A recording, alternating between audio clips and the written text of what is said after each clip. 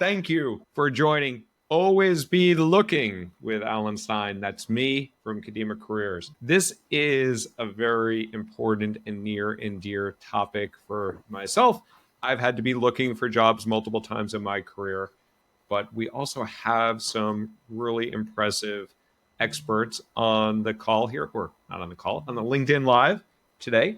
Want to introduce you first to Kelsey Waldrop. She is a career strategist, an executive coach, and one of Kadima's career success managers. She has a great podcast, which I was on recently. You should check it out. Laid Off Life On, that you should definitely check out. And Kelsey, tell the 1 billion people out there on LinkedIn that are listening right now a little bit about you. Hey, everybody. My name is Kelsey Waldrop. And as Alan said, I am a Kadima coach. I'm a career strategist. I am a former executive of a global management consulting firm. And I am a poorly ranked tennis player and a free range approach kind of mom to 2 kids. Nice. Awesome, Kelsey. And I'd love to see how your free range kids are turning out. We have some free range kids here in Brooklyn as well. Next up, want to introduce Sarah Devereaux. She is a leadership coach and a strategic advisor to individuals and groups, and also owns and operates a 20-acre farm. She's also a partner and facilitator at the White Pine Leadership Collective that focuses on helping senior and emerging women leaders build the life they want. And she's also a Zoogler like myself and Katie, the producer, who you don't see, but she's in the back here. Sarah, share a little bit about yourself, please. Oh, you did such a good job. I'm not sure I have a whole lot to add there. So, hey, folks, I'm Sarah Devereaux, leadership coach, strategic advisor. I'm coming to you from outside of Detroit, Michigan. As Alan said, on the coaching side, I support leaders primarily, so usually folks who have climbed the ladder, done all the things, checked all the boxes, and still aren't happy. So I come in and work with them to figure out, okay, now what do we do? And then on the advisory side of the house, I mostly work with HR teams to unwind all those workplace toxicity practices and processes that we have, or hopefully put systems in place to prevent toxicity in the first place. So I started my business in 2019, about 15 months before my Google layoff. And I'm really excited to chat with you all and share a little bit about that story and what I did to prepare for this next stage in my career. Awesome, Sarah. And if anyone needs any help milking cows or growing wheat or anything like that, they can come to you as well. Yeah. I'm learning, but yeah, sure. Awesome. And we're going to have a Q&A at the end here. So do drop those questions. We're in the chat throughout the session. And Katie Mix, who is behind the scenes here, but really running the show, will feed those up to us at the end. So with that, let's get into a few prepared slides that we all have here. First off, Sarah, talk to us a little bit why work isn't what we all think it might be. Yeah, this is one that's really near and dear to my heart because I was definitely in this boat, and not everyone might be in the same boat. But for a lot of people, work is truly a dominating force in our lives. We honestly spend an obscene amount of time working. And back before the pandemic, we were even doing things, and I know some people are back to doing this now, but we were doing things that we would normally do on our own time, in our own space, like seeing a doctor or getting a massage, right?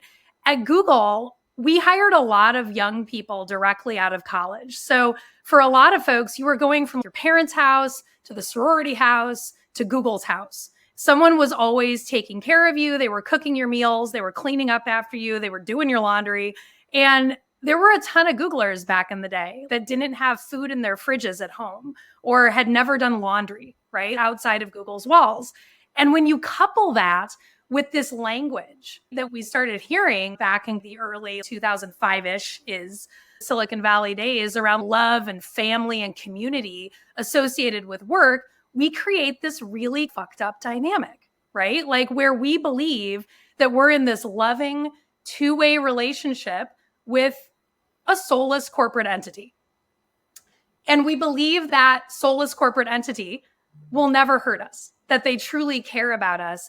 And the reality is that it's just not true. And when we realize it's not true, it can be just soul crushingly devastating. Like the devastation that comes from when you think you're in a loving, committed relationship that will never end. And after 15 years of bliss, they just send you an email at 3:00 in the morning and tell you it's over and that you've got all of these services for moving on, but they're never going to speak to you again. So it hurts, right? And it hurts a lot because we're treating work like something it's not. I'm not saying that work shouldn't be treating us better in instances like this. I think that in a lot of ways that they should. But the reality is that a lot of this comes down to our own perception and our own expectations around the relationship that we have. It's not a family. It's not a loving, committed relationship. It's a transaction. And I'm not saying you shouldn't enjoy what you do or even that you shouldn't put a lot of effort into what you do. I think that you should. Work means a lot to me. It's a way that I create impact in the world. I find a lot of purpose and meaning in the work that I do. And I enjoy making money in order to pay my mortgage and do the things I want to do with my family. But it's not the only way that I do this stuff. And it can't be the only way that we find meaning and purpose in our lives. We have to have more than just work. So I could say a lot more about that, but I'll pause there and see what you all think. And one thing I'll add to that, building on what you're saying there, Sarah, is even when I was at Google, I had a director that I reported into who used to call his team the Mishpacha, which is a Yiddish term for family. He was Jewish. I'm Jewish. I happen to know what it was. And I was like, dude, this ain't my fucking family. I'm not inviting you to my kid's bar mitzvah. But you get that from the organization. I got that from my director at Google. Yeah. And I'm just going to say, I think it's really hard until you've gone through a layoff to understand the feeling. If you have in your love relationships, you have one breakup that just changes your world, right? And your romantic relationships, and getting laid off for a lot of us is that major breakup. And we never do things again the same. And sometimes it's hard to really understand just that organization really isn't a person. It's not something that we have a relationship with. It's somebody that we work for. And that delta in power, we don't realize sometimes until the relationship is over, just how one-sided it was. Yeah. But it matters. And I love that, Kelsey. If I add just like one more little thing onto the end here, it changes the way that we make decisions. It changes the way that we interact with work and the way that we plan what our lives look like in concert with and after that relationship ends. I always talk about the fact that I was so lucky that my love affair with Google and my feeling of betrayal happened so far before my layoff. I had 4 years to figure out what the heck I was going to do because I had a moment where I was like, oh crap, like I've made a mistake here. I've been treating this like something it's not. And I've been making decisions based on the fact that I don't think that this relationship is ever going to end. And it will, one way or another, it will. And I put a plan in place during those 4 years to make sure that I was prepared for when that end happened, whether it was because I made the decision or because they made the decision. And weirdly enough, it actually made my experience at Google better.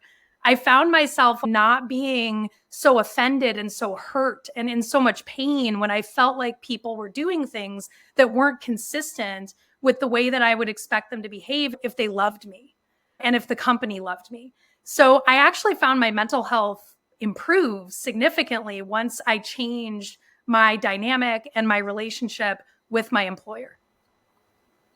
Yeah. Once that reality sets in, you can have a new perspective. Yeah. Cool. So let's go on to the next slide here. This one is for Kelsey, and no regrets. Take advantage of everything your company has to offer. So Kelsey, love to hear you expound on this and why you came up with this as one of the key themes here today. Yeah, for sure. So I spent 22 years with Accenture. I spent my entire life. We were high school sweethearts. Literally, I interned. So we were high school sweethearts and got divorced at 22 years later. It was a really long relationship. And in a lot of ways, the organization did take care of me. And so I never expected it to end. And I think that is one of the missteps is, and Alan talks about it a lot, right, is expect it. Not that it's an ominous thing, but how do you act differently? If you expect it, accept it, make a plan, Sarah, your plan, if you make a plan for it and then take action on that plan. And the people that get through this process a lot faster are those that go through those stages a little bit faster and they're just aware of it. So one of the things that I've just really been big on is take advantage of everything that your organization is offering to you during employment. And as you start to think about, am I the next round of layoffs? Can I be next? It's a very fear-based place to be. And the way that you move out of fear is to take action, right? And Alan always says it, right? Own it. And how do you take advantage? If your company tells you you've been laid off, you've got 4 weeks, take that time. If you've got paid time off in your bucket, you don't stick around for 4 weeks and do something to serve the organization. You take that time off and you get your resume updated by the resume reviewers that they're providing for you. You meet with your outplacement coach. You go through the discount directory and find all this stuff that you don't even realize you're going to need post layoff. I need a laptop. I never had them. I didn't have my own laptop. I needed a mouse. I'm going to use my organization's discount directory to get those things while I still have those things available to me. So we've got a guide at the end, and I've created kind of a 5-page checklist of everything that I could think of. But don't feel disloyal. I say, don't be a martyr. Don't be a criminal. Don't take things that aren't yours. Don't be afraid of taking what is yours. Yeah, and these are benefits that you are afforded day one starting a job and on your last day of at that job. So you better, like, it behooves you really to take advantage of those benefits that the company is marketing and sharing with you. Sarah, anything you'd like to add?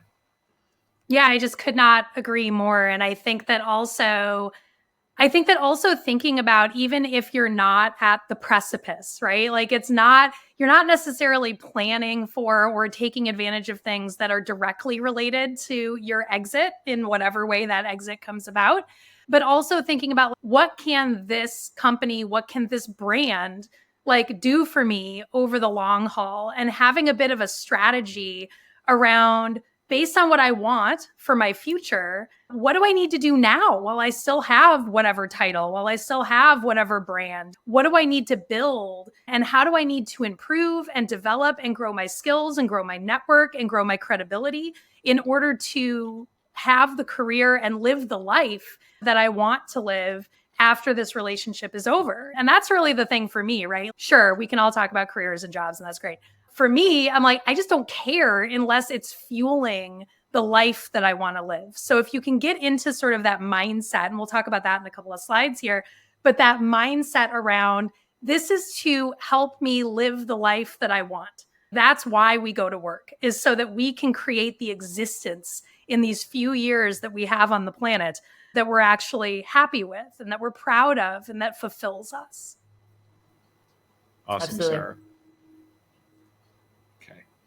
Next up, this is one slide that I am particularly passionate about, is always have your tools ready. That means your resume, your LinkedIn, you should always keep active and up to date on there. Always be looking, always be prepared. And your last day with your so-called family or your company can occur at any time for any reason. As a reminder, we are all employed at will. If you do not know what employed at will is, you can check out our YouTube channel where we dig into what employed at will is and what Google says 2 times in their offer letter, 1 time in all caps. And it's not just Google, it's every company I've ever worked for and every company outside of tenured professors and unionized employees. You are employed at will. That means that you can get your ass fired at any time for any reason, but you can also choose greener pastures for any reason at any time. So because of that, have your tools ready. Ideally, you leave on your term when you're ready. But if something happens as a surprise, as it has to me multiple times in my career, it's happened to Sarah, happened to Kelsey here, have those tools ready. So when you're dealing with all that tumult and emotions, that you are ready to pounce on opportunities that may come up. Love to hear, Kelsey, you, in terms of how you've prepared tools before or any additional thoughts on this. Yeah, I think it's perfect. And it goes to my previous point, right? What do you have at your organization? You've got your performance achievement, your performance recognition, you've got your job descriptions, you've got the impacts that you've been making. All of that, it's like in a system. Pull it out. Use that to update your resume. Use that to do the LinkedIn. Everybody that you talk to, LinkedIn invitation. Great talking to you today. Let's connect on LinkedIn. Hey, we're working on all those things. They're so much easier to do when you are with the organization. There is just a feeling that doesn't feel as good when you've been out for a few weeks. The more that you can do this just on a regular daily basis, the less painful it is on the other side. And Kelsey, I think you were alluding a little bit to like your performance reviews, the highlights of your career. Make sure that you capture that at the job, because they can shut off that access at any time. But by the way, for any Googlers out there or any Zooglers out there, there's actually a way to get your old perf from Google. I just got mine from 2011 to 2016. It's actually quite interesting what I saw in there. So if anybody needs help with that, just DM me on LinkedIn and I'll share with you as a Googler how you can get that perf. But most companies will not allow you to see your performance management ratings after you leave. So every time you're doing your annual review, capture that information, because those are tools that you can use in your resume and star stories for future roles. Sarah, anything else you'd like to add to this? It's such great advice. And it's one of those things where, quite frankly, I did an absolutely horrendous job. I realized when my love affair ended, my moment when I was like, I got to get my shit together and figure this out, that I had done none of this. I had personal photos on my corporate drive. I had documents that I had created that were not Google's property in Google Drive. I'm like, what am I doing? I have just conflated my entire life and put so much of this into a system that's not even mine. And I was so lucky to have that realization moment so far ahead of my exit. But I think it's such good advice, because even if you haven't had that moment yet, it's not about fear. It's not about mistrust. It's just about making sure that you've got things organized to make your life easier going forward. Sometimes when we hear the words be prepared, it can make us feel like, oh, but am I operating from a place of fear and mistrust? No, you're just making life easier for your future self. So I tend to like to think about it that way. Awesome. Cool. And we're going to the next slide. As a reminder, please do put your questions in the chat. We will be answering questions at the end of this. And if we have some questions here, we'll probably go a little bit over on our time as well. Next up, Sarah, back to you. I'll go a little quick on this one because I want to make sure we've got enough time for all those questions out there. I think this one's really about mindset for me. So just a tiny bit of Sarah history. So I'm from Michigan. My family is many generations Detroiters and auto workers. And so much of our history and the way that I was brought up, right, is like the harder you work, the better a person you are. The more hours you put in, the more that you really toil and you bring home the bigger check, and that makes you a better human. And I don't think there was any negative intent with that upbringing. It more came from being very blue collar for a very long time. And I think that I entered into an extremely different system with this mindset of they give me a check, and so I owe them everything. The fact that I was 26 years old, 40 pounds overweight, and I had hypertension, the blood pressure of, my doctor said, a obese man in his mid 60s. At 26, I was sleeping under my desk. I was sleeping 4 hours, working 70 hours a week, walking by myself in the parking structure at 2:00 in the morning to drive home. And it was just a mess. And I think I had this mindset of, but they give me a check. So that means that they can take anything they want from me because I owe them. I'm not an hourly employee. I'm a salary employee. And that means I have to go above and beyond all the time and put every hour that I can muster into this job and into making this company even more successful. And I think, one, there's a lot of reasons why that's unhealthy, right? But two, the check is not all you can get from your employer. You can get all sorts of development and experiences and the networking and all of these things that help you to build a career that you're actually going to be excited about in X number of years. And honestly, I often tell people, I wouldn't trade my Google experience for anything. Like, I wouldn't trade 1 minute of it.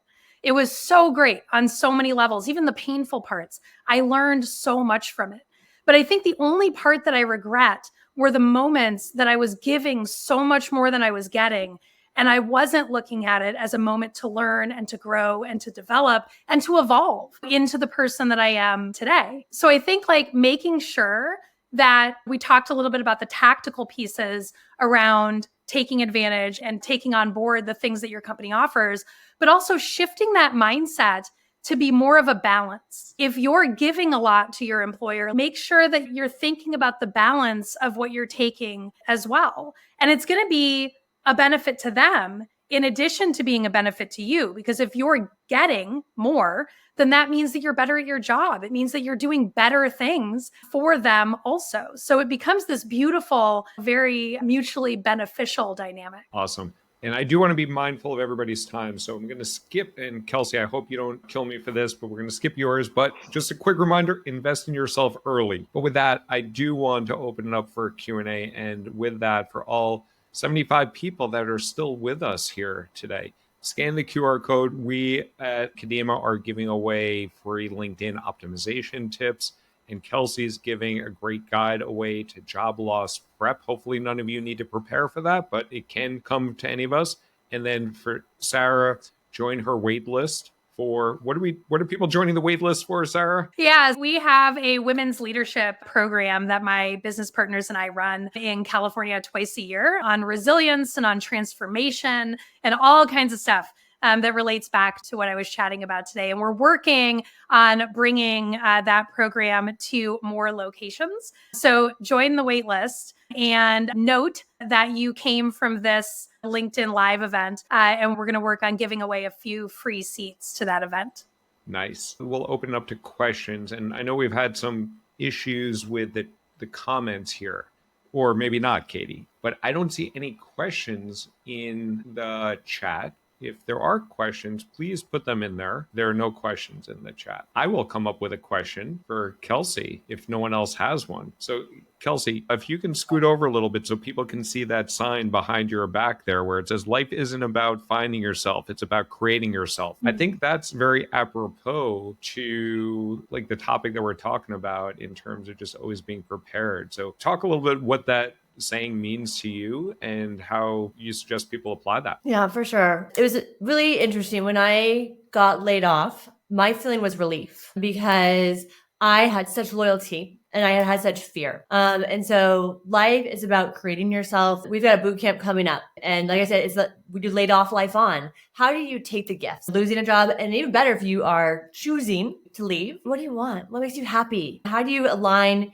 your skills, your talents, your values, your urgency to find the job that you want, the job that you deserve, the job that you get excited about in the morning? And the great thing about being mid-career is that there's so many options out there. Network. For the network, it's all about what do you want? How do you tap into the people that are around you? And how do you create a vivid vision with a plan to make these things happen? And this is what I do with my clients all day, every day. And it lights me up to see what they do. It's so much fun. Jenna has a question.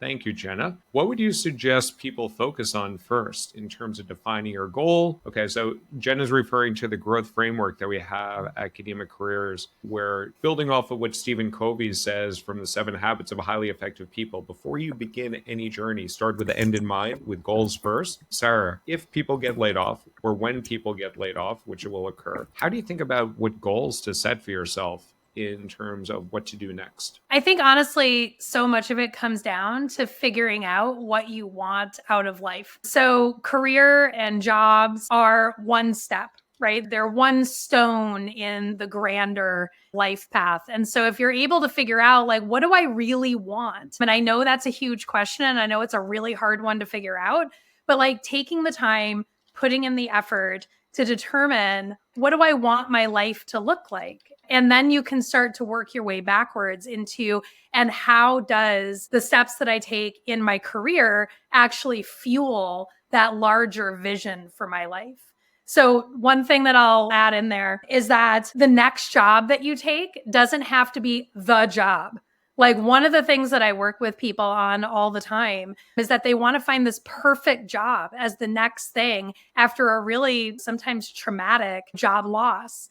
And I always ask, how does that fit into where you're at? So, what's that longer term goal for your life? We get that figured out. And it's like, but you have some work to do. Like, you have some gaps in actually being able to be successful with that longer term vision.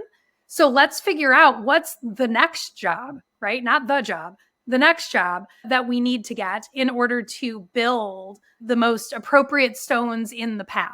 Right? Because sometimes we can't jump from one location to the next when there are too many missing pieces in the middle. Amazing. And Sarah, I'm just going to pile onto that for 1 second, right? Because that is a really big question. What do I want to do? And I think just one simple thing, and it'll just be 30 seconds, right? Which is, where are you right now? Right? Just a look back on where were the highs and where were the lows of your career journey, and what does that tell you about where you want to move forward? And so where you are right now, how do you get there? Take a look back. You have that information. That's yours. And that's how you start to look at what comes next. Amazing.